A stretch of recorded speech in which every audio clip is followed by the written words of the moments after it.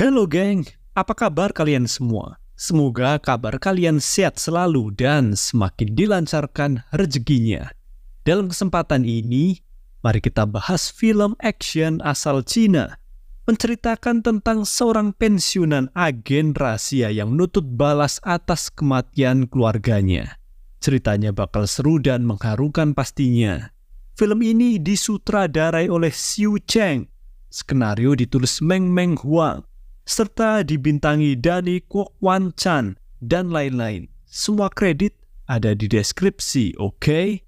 So nggak usah kelamaan, mari kita cikiprit aja geng. Kisah ini berlatar di kota Taishan, Cina. Seorang agen rahasia bernama Zhou Ke mengambil cuti kerja dari kesatuan MSS karena Yana istrinya sebentar lagi akan melahirkan anak pertama mereka. MSS sendiri adalah Badan Intelijen Negara Cina. Singkatnya, setelah mendapatkan izin cuti, lantas Zhou Ke mengajak istrinya jalan-jalan karena Yana ngidam melihat badut. Alhasil mereka menonton pertunjukan badut di pinggir jalan. Ketika melihat atraksi badut, Yana sang istri meledek Zhou Ke yang selalu berwajah serius.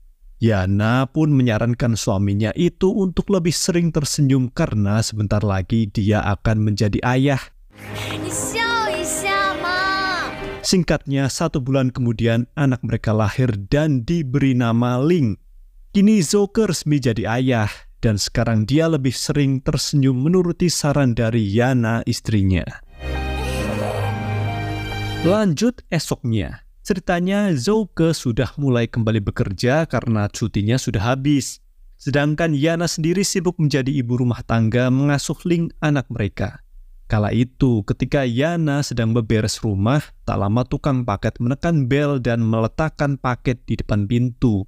Yana pun membukakan pintu dan membawa paket itu masuk ke rumah. Menjelang sorenya, Zhou Ke pulang kerja nih. Tak lupa dia beli boneka untuk hadiah anaknya yang masih bayi. Namun ketika Zhou Ke baru sampai di jalanan depan rumahnya, mengejutkan, sebuah bom meledak dan menghancurkan seisi rumah. Segera Zhou Ke nekat menerobos kobaran api untuk menyelamatkan istrinya. Sayangnya Zhou Ke terlambat. Yana sang istri sudah meninggal terkena ledakan bom. Alhasil Zhou Ke begitu terpukul dengan tragedi ini. Namun tak lama terdengar tangisan bayi di reruntuhan bangunan. Sigap Zhou Ke menyingkirkan reruntuhan dan dia bersyukur ternyata Ling anaknya selamat dari tragedi tersebut. Sembari menggendong anaknya, Zhou Ke menyadari serangan ini pasti ulah dari pihak yang tidak suka padanya. Apalagi profesi Zhou Ke adalah seorang agen rahasia yang punya banyak musuh. Disitulah Zhou Ke berinisiatif menitipkan Ling anaknya ke panti asuhan pada malamnya. Dia sadar jika Ling terus berada di dekatnya, maka nyawa anaknya itu akan terancam. Kemudian selesai menitipkan Ling di panti asuhan, lantas Zhou Ke bergerak mencari pelaku pembunuh istrinya.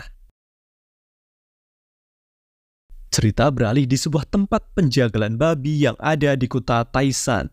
Faktanya tempat ini hanyalah kedok dari sindikat obat terlarang yang diketuai oleh Zhu Dun. Di dalam markas tersebut, Zhu Dun tengah berdoa untuk mendiang adiknya bernama Zhu Shen yang tewas saat mengedarkan obat terlarang. Rumornya, Zhu Shen adiknya ini tewas dibunuh oleh agen rahasia MSS yang telah lama mengintai organisasi mereka. Terlihat selesai mendoakan adiknya, Zhu Dun lanjut menginterogasi agen MSS yang mereka tangkap bernama Barno. Alasan Barno ditangkap karena diduga sebagai pelaku pembunuh Zhu Shen. Terlihat Barno disiksa supaya dia mau mengakuinya. Namun Barno justru mengatakan bahwa sebentar lagi sahabatnya akan datang untuk menyelamatkannya.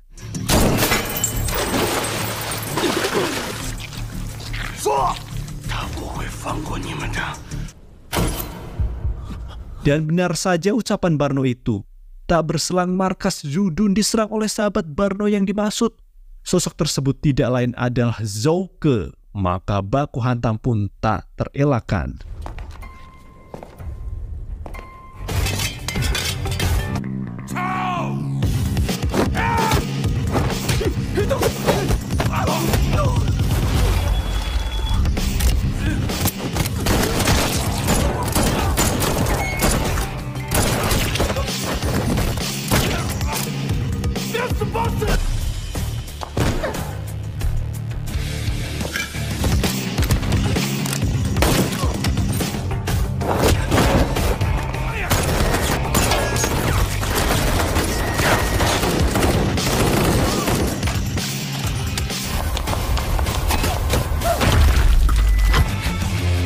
Singkatnya, hampir semua anggota sindikat berhasil dihabisi, termasuk asisten pribadinya Zudun. Lihat ada kesempatan, kemudian Zouke melepaskan Barno dari tali yang membelenggunya.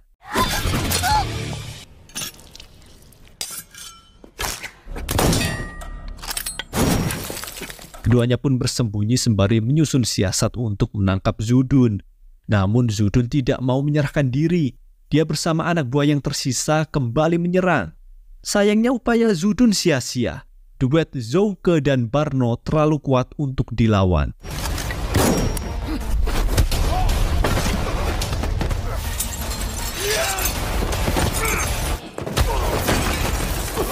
Alhasil Zudun terdesak. Dia terpaksa menggunakan senjata terakhir untuk kabur. Zudun nekat meledakkan markasnya sendiri dengan menekan detonator tersembunyi.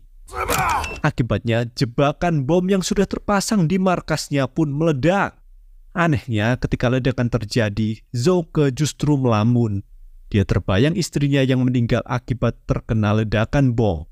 Untung saja, selang sepersekian detik, Barno berhasil menyelamatkan Zouke dari ledakan bom dengan mengorbankan diri.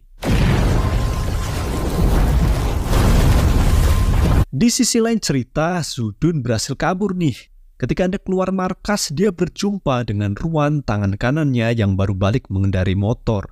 Dikiranya Zudun, si Ruan membawa bala bantuan. Mengejutkan, justru Ruan tiba-tiba menyerang bosnya sendiri dengan menabrakkan motornya ke Zudun. Terungkaplah niat busuk Ruan. Ternyata dia bermaksud merebut bisnis Zudun dan membunuh bosnya sendiri.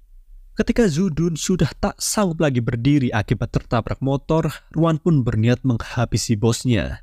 Sebelum beraksi, Ruan sempat mengatakan sebuah rahasia, bahwa yang membunuh Zousen adiknya si bos sebenarnya adalah dia.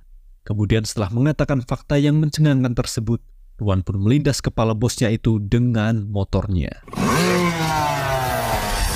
Dan kebetulan aksi sadis Ruan tersebut disaksikan oleh Zouke yang selamat dari ledakan bom barusan. Lihat sosok Zouke, kemudian Ruan kembali mengatakan fakta mencengangkan lain. Ruan mengaku dialah yang meledakkan rumah Zouke tadi sore.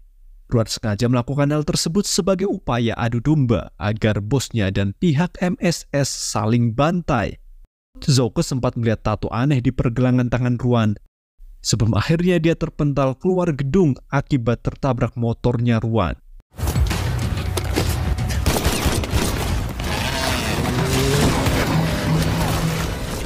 Zouke yang terluka nyaris saja dieksekusi oleh Ruan. Untunglah polisi datang ke TKP sehingga membuat Ruan panik.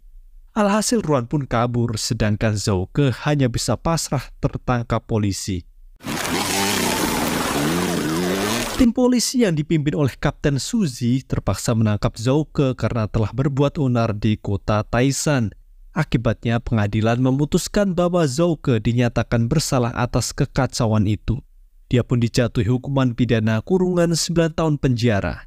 Dan inilah Desperado Took in a Suit. Beberapa hari setelah menjalani persidangan, Zouke dikirim ke lapas untuk dihukum. Di sisi lain cerita, kabar kematian Zudun, bos sindikat obat terlarang pun menyebar ke media dunia. Dari kejadian ini, yang paling diuntungkan adalah Kapten Suzy. Dia yang datang kesiangan kala itu justru dianggap sebagai pahlawan karena dikiranya media dialah yang menumpas sindikat besar Zudun. Maka dari itu, Kapten Suzy pun mendapat promosi kenaikan jabatan. Sedangkan nasib Zouke sendiri di dalam penjara sungguh mengenaskan nih. Sebagai napi baru, dia langsung punya banyak musuh.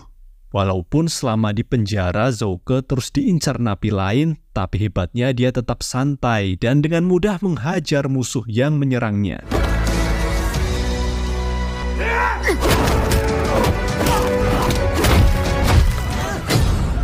Singkatnya, seiring berjalannya waktu, selama Zouke mendekam di penjara, dia terus menghitung hari kebebasannya dengan mencoret tembok setiap 1 tahun sekali. Akhirnya 9 tahun telah berlalu ditandai dengan coretan ke-9 di tembok yang menandakan hari kebebasan Zouke. Langkah pertama setelah bebas, Zouke berziarah ke makam Yana istrinya. Sembari membawa bunga, Zouke bermaksud meletakkannya di pusara sang istri. Namun dia lihat terdapat bunga dari peziarah lain di makam istrinya itu. Tertulis di sebuah kertas, bunga tersebut dari Barno, sahabat Zouke di Kesatuan Agen Rahasia MSS. Kemudian selesai berziarah, Zouke lanjut cari kerja. Namun karena catatan kriminal Zouke sebagai residivis mempersulitnya mendapat pekerjaan, disitulah Zouke berinisiatif jualan balon saja deh dan merias diri seperti badut. Sekalian profesi barunya ini dia manfaatkan untuk mengawasi anaknya Ling yang kini telah berumur 9 tahun. Kabarnya Ling diadopsi oleh Kapten Suzy dan bersekolah di SD Brighton. Alhasil hampir setiap hari Zouke mengawasi Ling anaknya itu dari seberang jalan sambil jualan balon. Dan praktis Ling yang sedari bayi diadopsi oleh Kapten Suzy, jelas dia tidak akan mengenali Zouke yang menyamar sebagai badut. Singkatnya, 1 bulan telah berlalu sejak Zouke bebas. Kini kota Taishan sedang bersiap menyelenggarakan pemilihan wali kota yang baru. Kebetulan sekali Barno, sahabat Zouke, mencalonkan diri setelah pensiun dari MSS. Terlihat sore itu Barno berkampanye di jalanan. Dia memaparkan visi misinya sebagai calon wali kota yang baru pada warga yang hadir dalam kampanye tersebut. Namun meski Barno ini dikawal ketat para bodyguardnya, bukan berarti dia aman dari ancaman lawan politiknya. Sore itu Barno diincar oleh Ruan dari atap gedung menggunakan sniper. Nyaris saja Barno kena headshot. Untungnya Ruan terganggu oleh pantulan cahaya dari cermin kecil milik Zouke yang kebetulan menyimak kampanye sahabatnya ini dari kejauhan. Gerak sigap, asisten Barno bernama Joe menyadari ancaman datang dari atap gedung berkat pantulan cahaya cermin tadi. Joe pun menginstruksikan Barno untuk merunduk dan tembakan Ruan meleset dari target. Kemudian para bodyguard Barno gantian membalas dengan menghujani tembakan pistol ke arah sniper di atas gedung. Baku tembak ini membuat acara kampanye menjadi kacau. Namun meski nyawa Barno dalam bahaya, hebatnya jiwa sosial Barno tetap lebih kuat. Dalam keadaan genting seperti ini, Barno masih sempat-sempatnya menolong anak kecil yang terjebak di kekacauan tersebut. Dan ketika masyarakat kalang kabut menjauh dari TKP baku tembak, disitulah Barno melihat sosok badut yang telah menyelamatkan nyawanya tadi. Tidak mau kehilangan jejak si badut yang telah menyelamatkannya, Barno pun mengejar sosok tersebut. Pengejaran Barno berlangsung hingga malam hari. Dia lihat si badut berjalan terburu-buru memasuki gang. Barno pun mengejar, namun dia kehilangan jejak. Dan tak terduga tiba-tiba si badut menyerangnya dari belakang. Ternyata serangan barusan hanyalah bentuk salam dari Zouke pada Barno, sahabat lamanya. Di sini akhirnya Barno tahu identitas si badut yang ternyata sahabatnya. Segera diajaklah Zouke untuk reunian di sebuah restoran.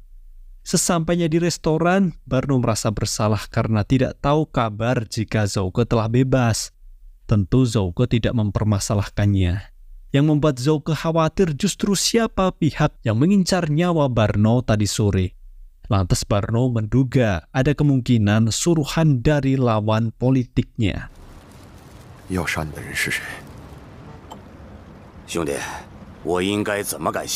Dan tak lupa Barno berterima kasih atas pertolongan Zouke tadi. Dia pun menawari Zouke kerjaan sebagai bodyguardnya daripada sih kerja jadi badut, jualan balon keliling kota yang belum jelas hasilnya.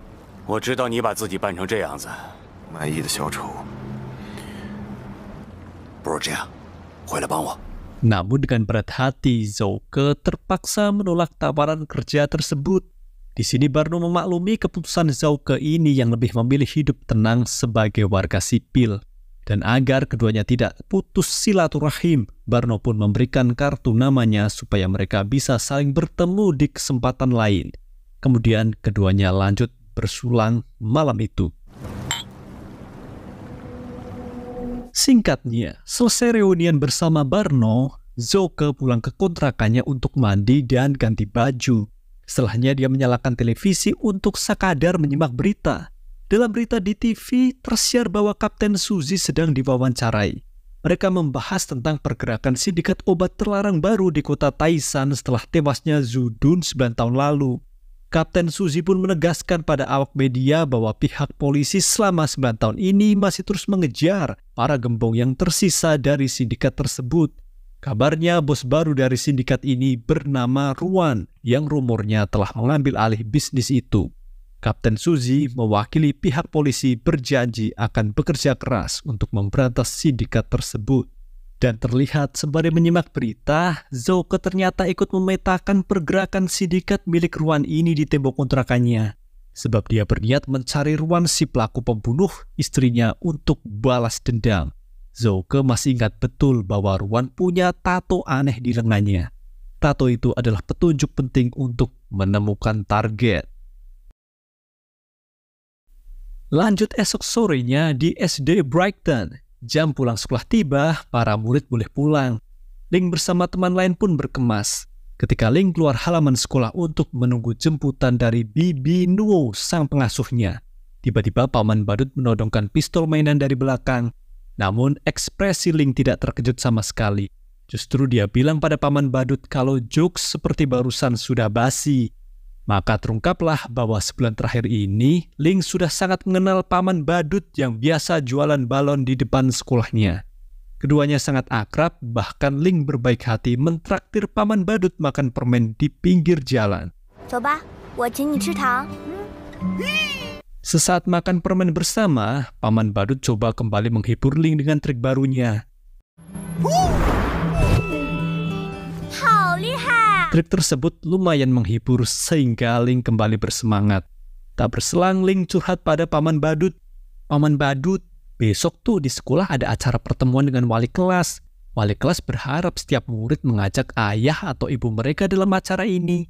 Namun Ling tahu kesibukan Kapten Suzy, ayahnya sebagai polisi yang tidak pernah ada waktu untuknya. Jadi Ling minta tolong pada Paman Badut agar bersedia menjadi wali murid sementara untuk Ling dalam acara sekolah besok. Paman Badut sempat menolak karena besok dia harus kerja jualan balon. Kalau nggak kerja, Paman Badut mau makan apa? Disitulah Ling membujuk Paman Badut untuk meluangkan waktu. Ling berjanji akan membayar Paman Badut dengan uang tabungannya. Meski tabungan Ling tak seberapa, tapi itu cukup kok untuk membeli beberapa balon Paman Badut. Dan tak berselang setelah Ling mengobrol dengan Paman Badut, mobil jemputan sudah tiba. Bibi Nuo pengasuhnya memanggil Ling agar segera pulang karena sudah sore. Segera Ling pergi meninggalkan Paman Badut menuju mobil dengan menyeberang jalan raya. Disitulah seorang pengendara motor hampir saja menabrak Ling. Untungnya Paman Badut sigap menghentikan pemotor yang melaju kencang tersebut sehingga membuat si pengendara terjungkal. Sekejap Paman Badut sempat curiga, jangan-jangan pengendara ini sengaja mencelakai Ling. Segera Paman Badut menghampiri si pemotor untuk mengecek pergelangan tangannya. Dan ternyata tidak ada tato mencurigakan di pergelangan tangan si pemotor. Si pemotor ini hanyalah warga sipil biasa yang kebetulan sedang kebut-kebutan. Sedangkan Ling sendiri yang hampir celaka segera diajak Bibi Nuo pengasuhnya untuk naik ke mobil. Ketika mobil melaju, Ling sempat berteriak ke Paman Badut agar besok datang ke acara sekolahnya sebagai wali muridnya. Lanjut esoknya, di sebuah gudang tua markas sindikatnya Ruan. Di sana mereka berhasil menyandra seorang anggota kepolisian kota Taisan. Ruan menyuruh dua orang kepercayaannya, yaitu Danny dan John, untuk menginterogasi polisi ini. Terlihat wajah si polisi ditutup karung, kemudian dia disiksa agar bersedia mengatakan di mana pihak kepolisian menyembunyikan sebuah flash disk berisi bukti kriminal organisasinya Ruan selama ini.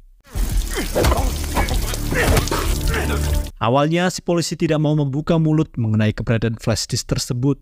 Namun setelah disiksa sampai hampir mati, akhirnya dia menyerah. Si polisi bilang bahwa flash disk tersebut ada di dalam boneka beruang milik anaknya di rumah.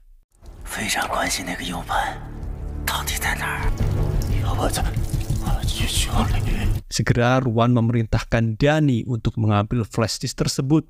Danny diberi waktu 1 hari untuk mengambilnya.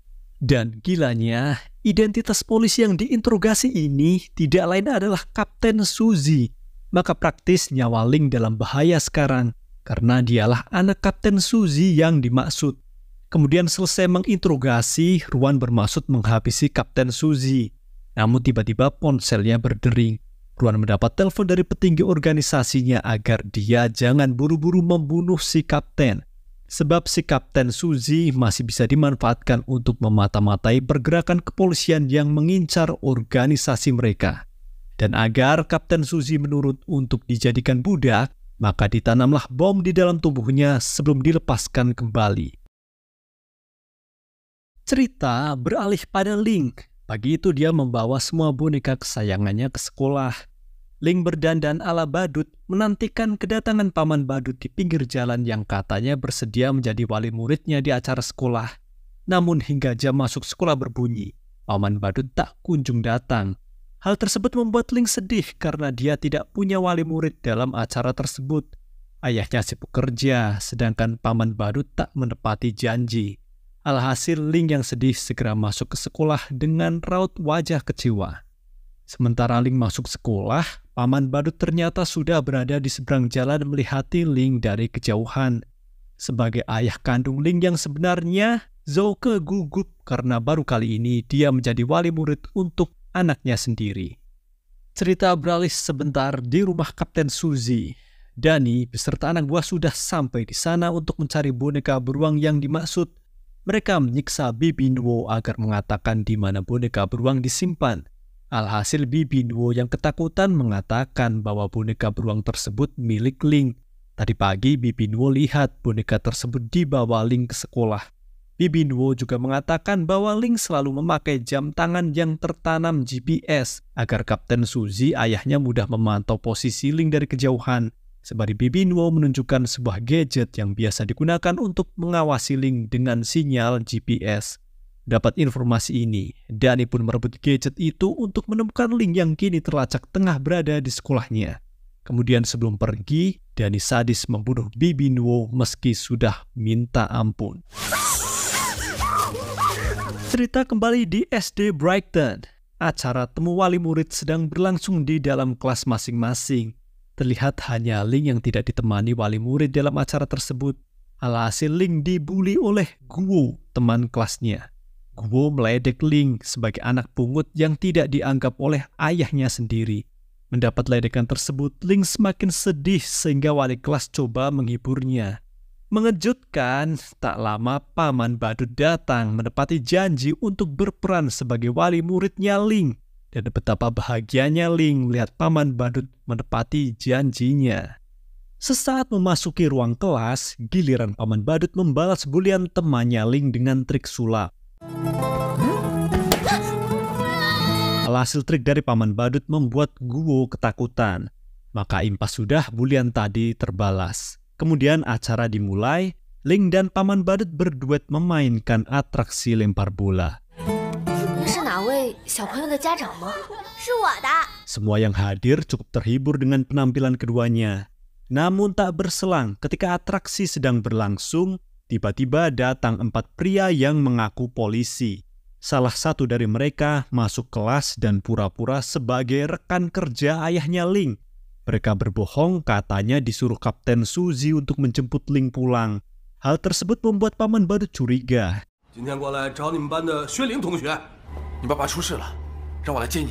Ketika pria ini hendak mengajak Link pulang, iseng Paman Badut melihat pergelangan tangan si polisi ini.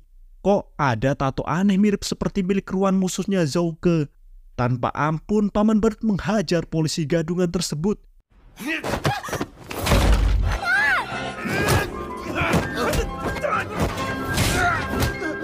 Dan terungkaplah bahwa mereka adalah orang suruhannya Ruan. Sedangkan di luar sekolah, Danny menunggu anak buahnya di dalam mobilnya. Tak lama Danny menyadari jika anak buahnya itu mengalami kesulitan saat menjemput paksa Link. Spontan Danny memerintahkan anak buah lain untuk menyusul ke dalam sekolah.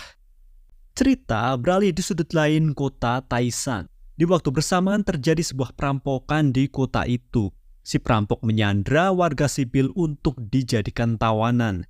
Tak lama datang polwan bernama Nan menangani kasus ini dengan mudah.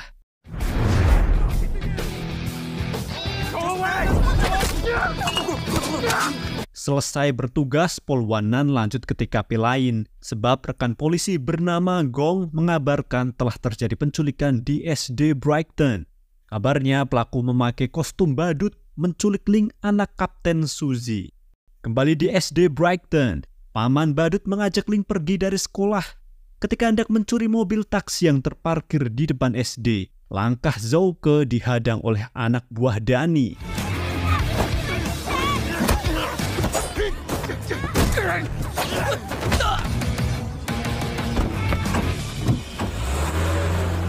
Singkat duel, Zhouke berhasil menghajar para gangster dan segera berkemudi.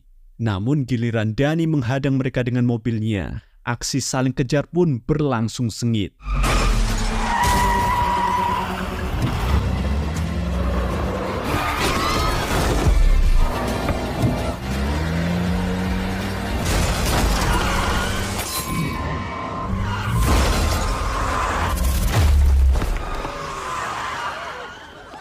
Singkat balap, Danny kalah terampil sehingga mobilnya terguling, sedangkan paman badut dan Ling lanjut berkendara. Ketika paman badut merasa sudah jauh dari kejaran musuh, dia pun menepi. Kemudian paman badut mengajak Ling jalan kaki membaur di keramaian untuk berkamuflase. Di keramaian itu, paman badut melepas semua atributnya sehingga Ling bisa melihat wajah asli Zhouke untuk pertama kalinya. Sialnya, keduanya masih dikejar oleh anak buah Danny. Di sini Zhouke punya ide. Dia pun meringkus salah satu anak buah Danny untuk diinterogasi di sudut gang. Zhouke bertanya, "Apa alasan kalian mengejar Ling?" Si gangster yang tertangkap ini mengatakan jika Ling membawa barang yang dicari bosnya. Namun belum sempat menggali banyak informasi dari si gangster, tak terduga tim polisi yang dipimpin Polwanan datang mengepung TKP. Menyadari daerah ini sudah terkepung, segera Zhouke mengajak Ling pergi. Gerak cepat, Polwanan sempat menyerang Zhouke. Hampir saja Zhouke menghajar balik Polwanan. Untunglah Ling mengatakan kalau Polwanan ini beneran teman ayahnya. Tak mau urusan semakin panjang, Zhouke sigap memborgol Polwanan dan kemudian pergi. Lanjut di kantor polisi. Tim lapangan melapor pada komandan polisi bernama Hong jika pelaku penculik Ling berhasil lolos. Mereka mengatakan bahwa si penculik sangatlah berbahaya sebab Polwanan yang notabene polisi paling jago berantem di kesatuan mereka mampu dikalahkan.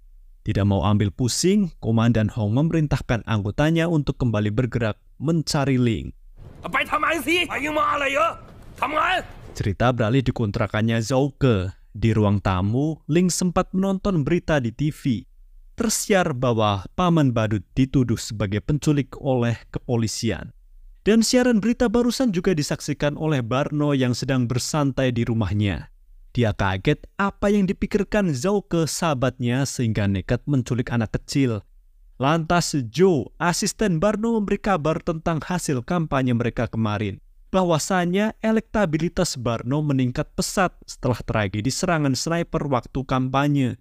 Mereka diuntungkan waktu itu wartawan sempat merekam aksi Barno ketika menyelamatkan seorang anak kecil tanpa memperdulikan nyawanya sendiri.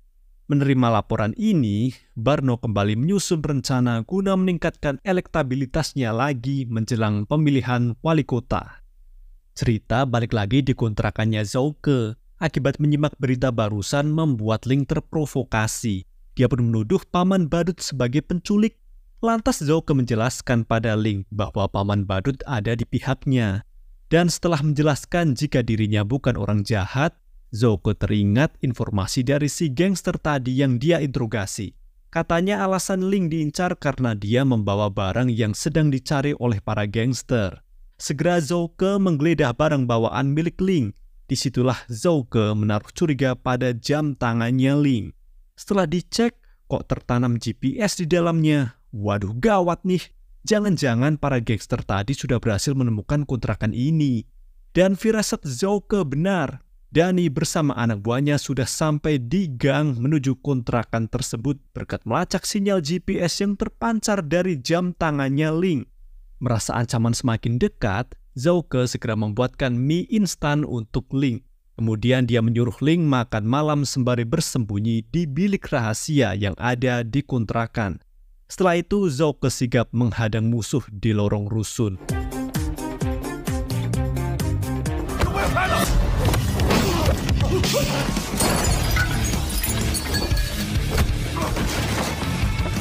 Singkat duel, semua gangster berhasil dilumpuhkan, tinggal tersisa Danny. Dan jelas, Danny hanyalah remah roti bagi Zhao Ke.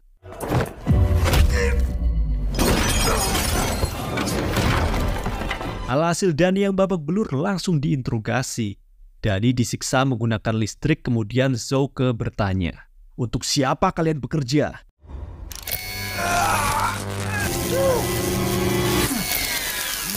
Tentu Danny yang kesakitan terpaksa buka mulut. Dia mengaku bekerja untuk Ruan. Danny disuruh bos Ruan guna mencari sebuah flash disk yang disembunyikan di dalam boneka milik anaknya, Kapten Suzy.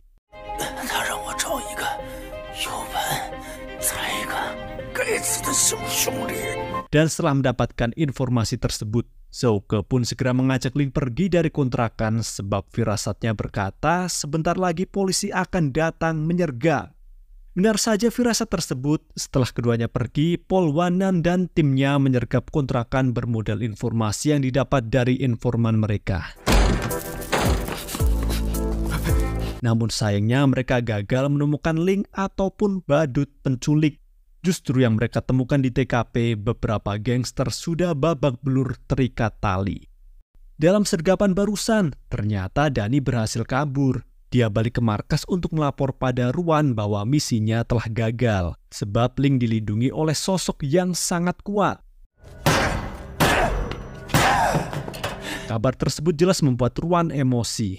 Dia yang kecewa pada Danny langsung membunuhnya dengan tongkat golf. Cerita berlanjut pada Zhao Ke. Dengan mengendarai mobil curian, tibalah keduanya di sebuah gang kecil. Segera Zhao Ke mengajak Ling bersembunyi di sebuah basement terbengkalai. Di basement itu Ling sempat mengobati pipi paman badut yang terluka dengan plester luka.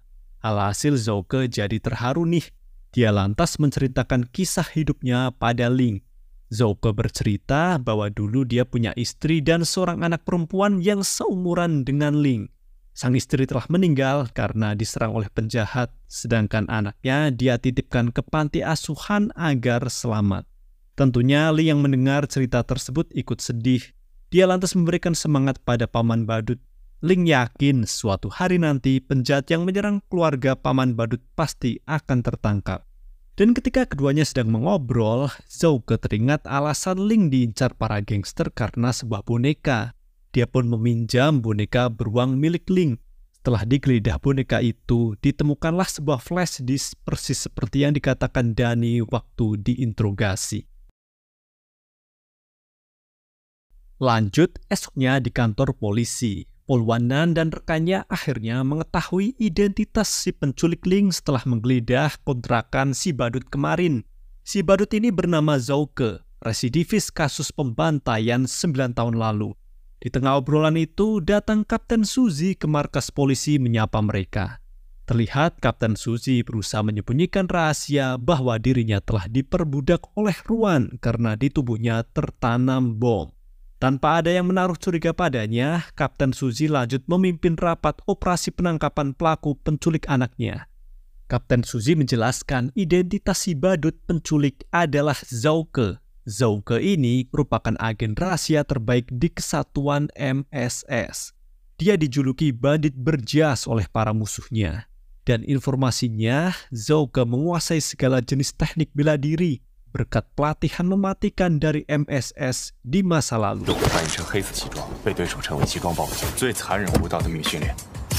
Beralih di basement persembunyian, di sana Zhao Ke coba meretas file di dalam flash disk yang sedang dicari Ruan. Ternyata flash disk tersebut berisi bukti kejahatan organisasi kriminal bernama Segitiga Emas yang salah satu anggotanya adalah Ruan. Sayang sekali beberapa file di dalam flash disk ini terkunci oleh sandi rahasia. Alhasil Zhao Ke inisiatif menyalin file di dalam flash disk tersebut untuk berjaga-jaga. Lantas selesai mengcopy flash disk itu, Zhao Ke lanjut bergerak mencari keberadaan Ruan. Sebelum beraksi, Zouke sempat mengajak Ling pergi ke wahana bermain.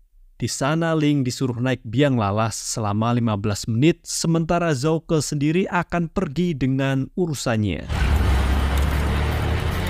Sesat berkeliling kota, Zouke mencurigai sebuah rumah bordil. Setelah masuk ke sana, Zouke berhasil menangkap John, anak buah Ruan yang ditugaskan untuk mengurus bisnis prostitusi tersebut. Tidak mau basa-basi, John dipaksa untuk mengatakan di mana Ruan berada. Namun John mengaku tidak tahu persembunyian bosnya. Yang John tahu, si bos punya beberapa pabrik obat terlarang, salah satunya berada di pelabuhan Lingka. Segera Zouke menuju pelabuhan itu bermodal informasi dari John barusan. Namun hasilnya nihil. Ruan tidak ada di sana. Saking kesalnya Zouke pun menghancurkan pabrik ini dan menghajar anak buah Ruan yang berjaga. Kemudian selesai mengacak-acak bisnis milik Ruan, Zouke melaporkan bisnis ilegal tersebut kepada polisi lewat telepon. Sebelum akhirnya dia kembali ke wahana bermain untuk menjemput Ling.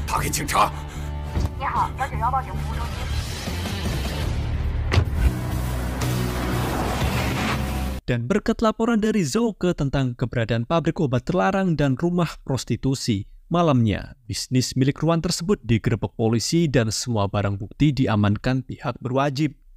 Cerita beralih di markasnya Ruan, dia begitu syok mengetahui bisnisnya diobrak-abrik oleh Zouke. John yang datang menyampaikan kabar ini segera minta maaf atas kesalahannya. Namun Ruan yang emosi justru membunuh John.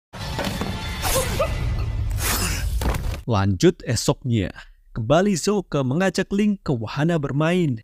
Di sana Ling disuruh naik biang lala selama 15 menit, sedangkan Zouke akan pergi dengan urusannya. Sesat keliling kota, Zouke berhasil menemukan pabrik obat terlarang milik Ruan lagi. Ia lantas menginterogasi anak buah Ruan yang berjaga. Kata si gangster ini, kabarnya bos Ruan akan melakukan transaksi obat terlarang di sebuah pabrik boneka yang ada di pelabuhan. Jika Zouke hendak mencari bosnya itu, coba temui dia di sana, ucap si gangster. Usai mendapat informasi ini, Zouke bermaksud balik ke wahana bermain untuk menjemput Ling. Beralih di kantor polisi, terlihat Kapten Suzy kembali memimpin rapat operasi penangkapan Zouke yang telah menculik anaknya. Para anggota polisi masih heran jika Zouke berniat jahat pada keluarganya Kapten Suzy, kenapa Zouke justru membantu polisi menghancurkan bisnis sindikatnya Ruan kemarin. Kapten Suzy jadi merasa bersalah telah menutupi sebuah rahasia besar dari rekan-rekannya. Sang kapten akhirnya mengatakan kejujuran. Sebenarnya komplotannya Ruan sedang mengincar keluarganya, dikarenakan Kapten Suzy ceroboh menyimpan flash disk berisi bukti kriminal milik organisasi segitiga emas di dalam boneka anaknya. Alhasil para anggota polisi baru tahu alasan sebenarnya Ling diincar. Maka target utama kepolisian beralih. Mereka pun menargetkan Ruan sebagai buronan utama. Kemudian selesai rapat itu, semua anggota bergerak mencari Ruan.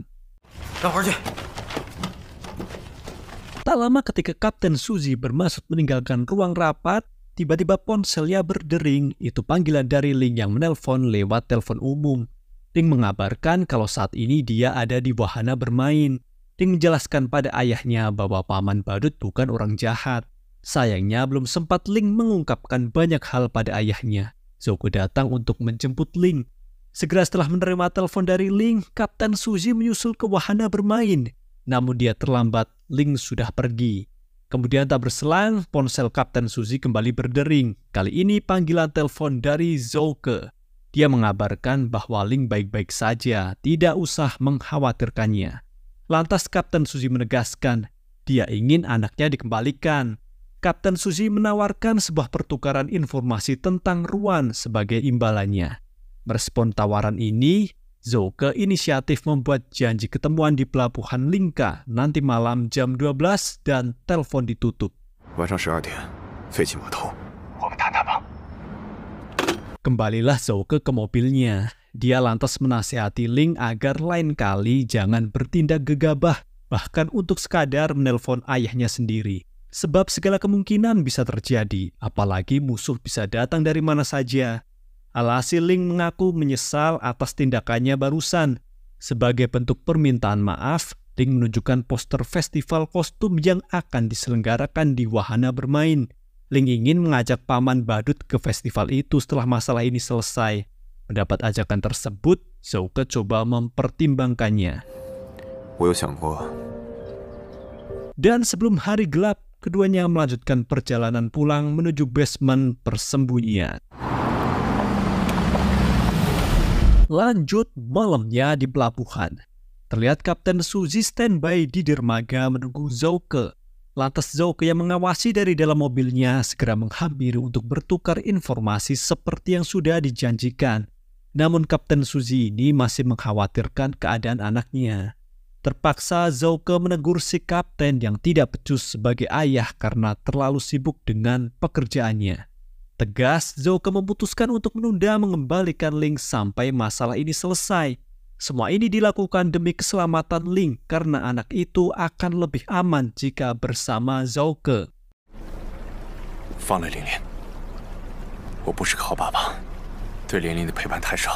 Jadi apa boleh buat, Kapten Suzy mengalah. Dia akhirnya mau bertukar informasi dengan Zhouke. Kapten Suzy mengungkapkan identitas Ruan yang sebenarnya. Faktanya, Ruan adalah anggota organisasi kriminal segitiga emas. Sindikat ini begitu kuat. Itulah sebabnya Kapten Suzy mengajak Zhouke untuk bekerja sama menangkap Ruan dan gengnya. Kemudian gantian Zhouke bertukar informasi. Setelah tadi dia menginterogasi anak buah Ruan, kabarnya Ruan akan melakukan transaksi obat terlarang di sebuah pabrik boneka yang ada di pelabuhan ini.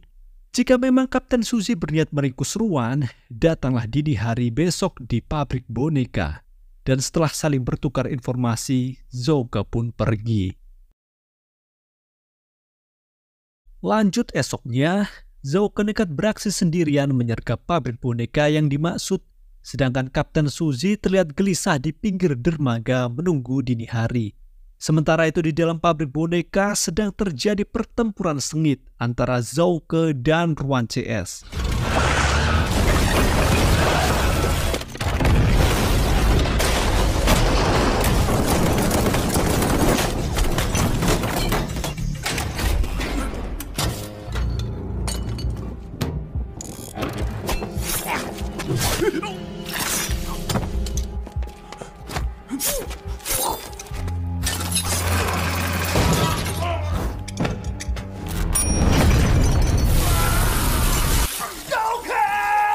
Singkatnya, pertempuran ini dimenangkan oleh Zhouke.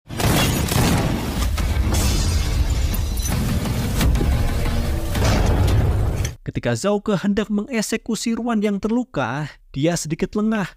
Hampir saja Zhouke diserang anak buah Ruan dari belakang. Untungnya Kapten Suzy datang tepat waktu. Namun Zhouke ini masih menaruh dendam atas kematian istrinya. Dia tidak memperdulikan peringatan dari Kapten Suzy dan menghujani Ruan dengan tembakan shotgun. Ternyata Zhouke hanya menggertak. Dia tidak benar-benar membunuh Ruan, hanya meluapkan emosinya saja. Akhirnya Zhouke merasa lega nih. Maka selebihnya si Ruan ini adalah urusan polisi. Kemudian Zhouke pergi sedangkan Kapten Suzy yang akan membawa Ruan ke kantor polisi. Cerita berlanjut di basement persembunyian. Zhouke pulang dan melihati Ling sudah tidur. Ketika Zhouke hendak menyelimuti Ling, si anak malah bangun. Ling yang terbangun jadi penasaran. Apa penjahat yang dicari paman badut sudah tertangkap? Zhouke pun menjawab, "Sudah nak, sebentar lagi Ling bisa pulang menemui ayahnya." Betapa bahagianya Ling mendengar kabar ini. Kemudian Ling merawat luka di tangan paman badut dengan plester luka.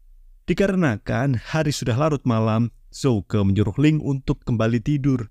Sebab Zhouke sendiri juga mau istirahat, dia menuju sofa dan mulai terlelap. Dalam tidurnya itu, Zhouke mimpi buruk tentang masa lalunya. Alhasil dia bangun dan tersadar jika hari sudah pagi.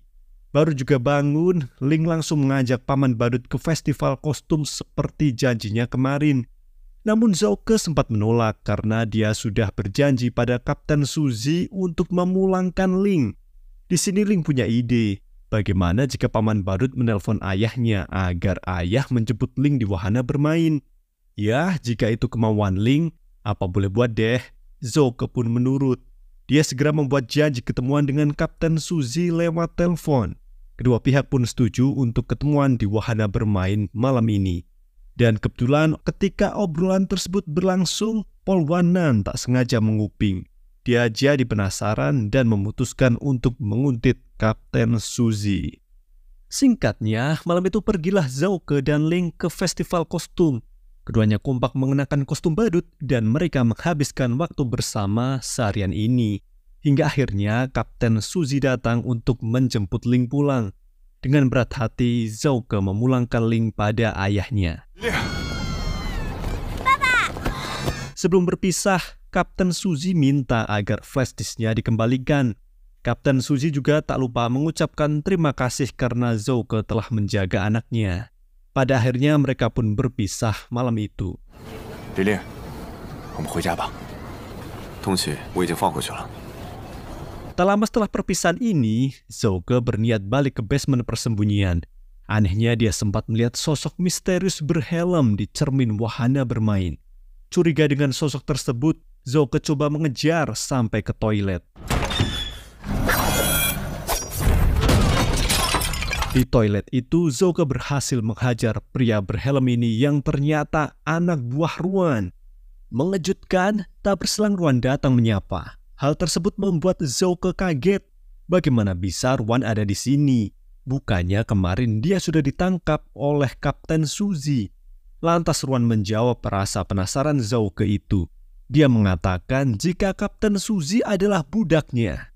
Ruan memperbudak Kapten Suzy dengan menculik dan menanamkan bom di dalam tubuhnya supaya si Kapten menuruti semua perintahnya. Sontak Zhouke baru sadar, berarti Ling dalam bahaya dong. Maka mereka meneriakkan salam olahraga.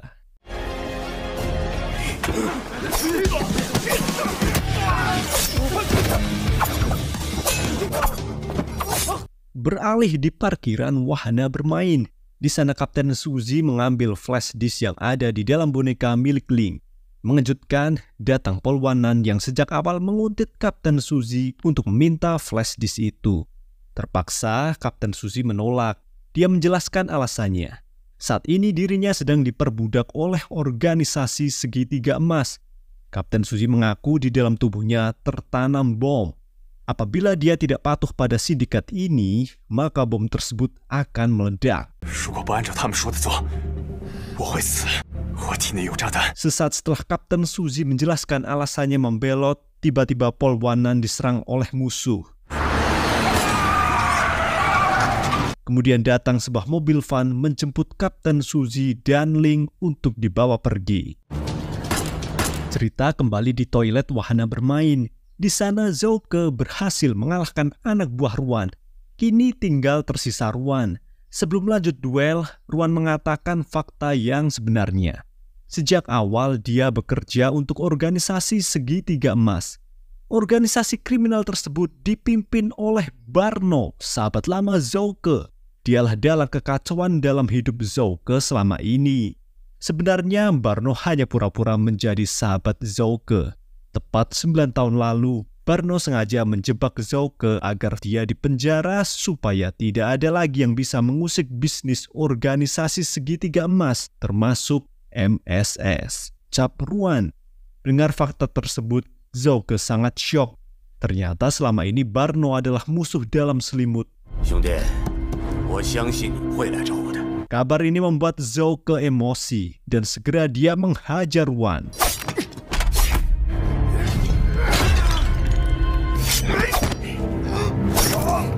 Setelah mengetahui siapa dalang sebenarnya dari kekacauan ini, Zhouke lanjut bergegas mencari Ling. Pencarian Zhouke berlanjut sampai pagi di jalanan kota Taisan. Di jalan, Zhouke sempat dihadang oleh Polwanan dan timnya. Mereka menyuruh Zhouke untuk menyerahkan diri. Namun Zhouke menolak. dia justru menyandra Polwanan supaya bisa kabur dari kepungan polisi dengan mencuri mobil. Selanjutnya, Polwanan dibawa ke basement persembunyian. Meski Polwanan sempat menawarkan kerjasama untuk meringkus Barno, namun Zouke menolak. Sebelum melangkah pergi, Zouke sempat menitipkan salinan flash disk yang dicari Barno kepada Polwanan, dan untuk mengulur waktu, maka Zouke pura-pura mengancam Polwanan dengan bom palsu supaya tim Gegana datang dan fokus polisi terpecah belah.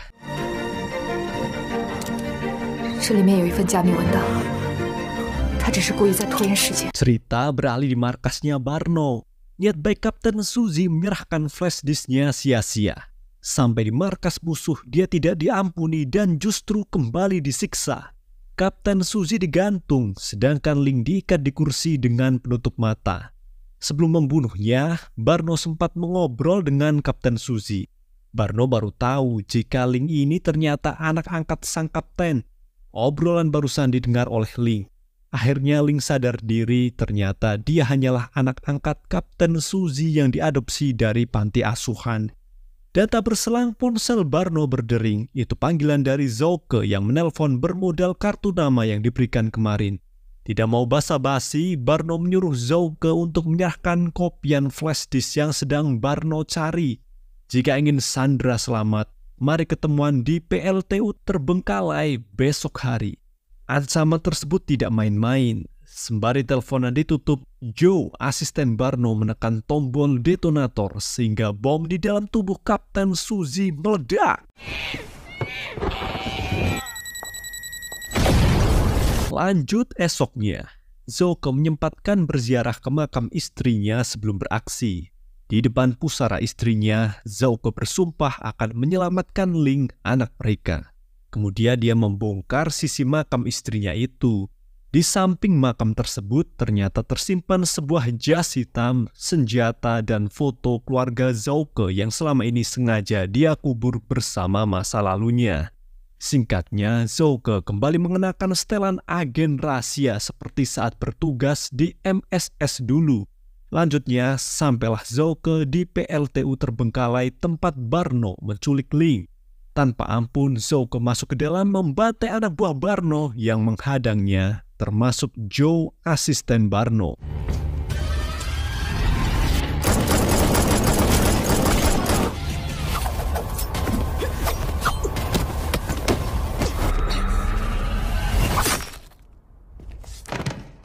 Kini tinggal Barno dan Zouke saling berhadapan. Sebelum berduel, Barno mengatakan jika tragedi serangan sniper di acara kampanye kemarin hanyalah sandiwara yang disusun Barno dan Ruan untuk meningkatkan elektabilitas menjelang pemilu. Di sini Barno masih penasaran kenapa Zouke rela mati-matian menyelamatkan bocah bernama Ling. Jangan-jangan Ling ini anak kandungmu ya bro, yang selamat dari ledakan bom yang gue kirim ke istri lo dulu. Hahaha, tanya Barno. Makin emosi mengetahui jika Barno otak dibalik tewasnya sang istri, Zouke pun meneriakkan salam olahraga.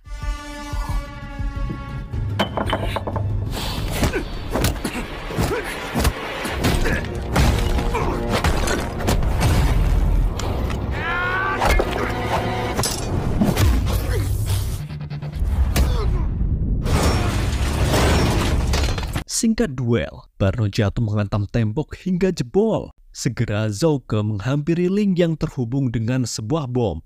Zouke pun coba membebaskan Ling dari belenggu bom itu. Namun karena terlalu fokus membuatnya lengah, Zouke dihujam pisau tepat di perutnya oleh Barno dari belakang. Sigap, pisau pun direbut dan Zouke hendak menyerang balik. Namun tiba-tiba Barno menunjukkan sebuah detonator. Jika detonator ini ditekan, maka bom yang ada di tubuh Ling akan aktif. Dan sekejap, Barno menekan detonator itu. Akibatnya hitung mundur 10 detik dimulai. Segera Barno kabur pergi menjauh, sedangkan Zouke sigap melemparkan pisau di tangannya ke arahnya Ling. Lemparan pisau itu begitu akurat, memutus kabel yang terikat ke tubuhnya Ling. Segera Ling disuruh melemparkan bom tersebut ke Zouke. Bom diterima dan Zhouke lanjut melemparkannya ke arah Barno yang kabur. Sekejap, bom tadi meledak hingga tubuh Barno tercabik ledakan. Akhirnya masalah selesai. Keduanya bangkit, kemudian Zhouke mengajak Ling pergi dari gedung itu. Dalam perjalanan keluar gedung, Ling sedih mengetahui bahwa Kapten Suzy ternyata bukan ayah kandungnya. Dengar curhatan Ling, ada niatan dari Zhouke untuk mengatakan bahwa sebenarnya dialah ayah kandungnya Ling, sembari Zhouke memegangi foto keluarganya. Namun belum sempat Zhouke mengatakan hal tersebut, tiba-tiba dia tertembus peluru sniper polisi. Alhasil Zhouke roboh dan hal ini membuat Ling semakin sedih. Di saat Ling menangisi Paman Badut yang sekarat, dia sempat melihat foto keluarga Paman Badut bersama seorang bayi yang punya tanda lahir di pundaknya. Ling pun teringat bahwa dia juga punya tanda lahir yang sama seperti anak Paman Badut. Disitulah Ling baru sadar, mungkinkah Paman Badut adalah ayah kandungnya. Namun semua sudah terlambat. Paman Badut yang sekarat hanya bisa mengucapkan salam perpisahan terakhir, sebelum akhirnya Ling diamankan oleh pasukan polisi yang menyergap gedung tersebut.